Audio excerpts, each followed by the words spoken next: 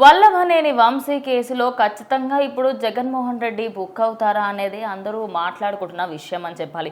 ఎందుకంటే ఆయన మొన్న అటు జైలు దగ్గరికి వెళ్ళి ఆయనతో మాట్లాడినప్పుడు చాలామంది బయటకు వచ్చిన తర్వాత ఏమన్నారంటే, ఏంటి మీ సీక్రెట్లు బయట పెట్టొద్దని చెప్పడానికి వెళ్ళారా అని మాట్లాడారు. ఇప్పుడు ఏమైంది అసలు? అంటే ముఖ్యంగా పోలీసులు ఏం కోరారంటే, వల్లభనేని వంశీని మాకు కస్టడీకి అప్పగించండి, ఎందుకంటే ఇంకా కొన్ని ఇన్వెస్టిగేషన్స్ చేసేది ఉంది, అదేవిధంగా ఏదైతే సీన్ ఉందో దాన్ని కూడా రీకన్స్ట్రక్షన్ చేస్తామని. సో దీనికోసం అయితే ఒక 10 రోజులు కస్టడీ కోరినప్పటికీ కోర్టు మాత్రం 3 రోజులు కస్టడీకి ఇచ్చింది. సో ఇప్పుడు ఈ కస్టడీలో మాత్రం ఎవ్వరు కూడా నమ్మలేని కొన్ని నిజాలు అక్కడ వల్లభనేని వంశీ చెప్తున్నట్టు తెలుస్తుంది. సో మరి ఆయన చెప్పిన వివరాల ప్రకారం చూసుకుంటే ఈ కేసులో జగన్ కూడా బుక్ అవుతాడా అంటే ఖచ్చితంగా బుక్ అయ్యే అవకాశాలు మాత్రం ఒక 80 to 90% ఛాన్స్ అయితే కనిపిస్తున్నాయి. ఎందుకంటే వీళ్ళు ఏ తప్పు చేసినప్పటికీ కూడా దాని వెనకాల ఉండి నడిపించింది సూత్రధారి ఎవరంటే జగన్మోహన్ రెడ్డి మాత్రమే. అంటే రాష్ట్రంలో గత ప్రభుత్వ పరిపాలన 5 సంవత్సరాలు కూడా ఎక్కడ ఏ ఒక్క దౌర్జన్యం కానీ, అన్యాయం కానీ, దాడులు కానీ ఏవి జరిగినప్పటికీ కూడా దాని వెనకాల వైసీపీ వాళ్ళే ఉన్నప్పటికీ కూడా,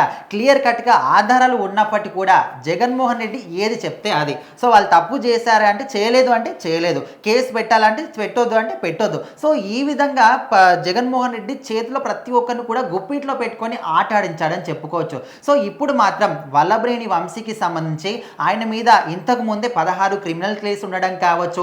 ఇప్పుడు ఆయన అరెస్ట్ చేసింది ఎందుకు?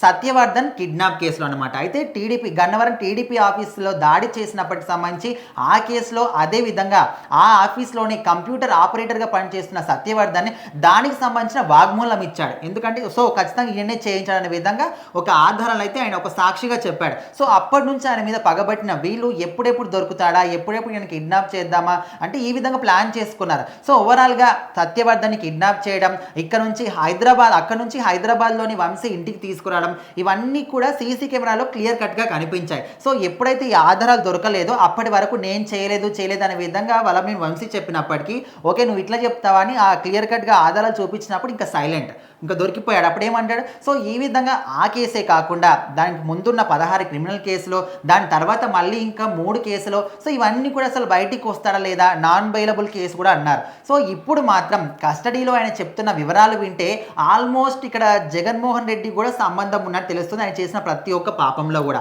సో దాని ప్రకారం చూసుకుంటే ఇప్పుడు అంటే ఆల్మోస్ట్ ఒక జగన్మోహన్ రెడ్డిని తీసుకురావాలా వద్దనే దాంట్లో ఒక 70 to 80% ఛాన్సెస్ కనిపిస్తున్నాయి. కాకపోతే 100% ఛాన్సెస్ మాత్రం లేవు. కాబట్టి సో ఇప్పుడు 3వ రోజు కూడా కస్టడీలో వాళ్ళు కొన్ని క్వశ్చన్స్ అడగడం జరుగుతుందంట.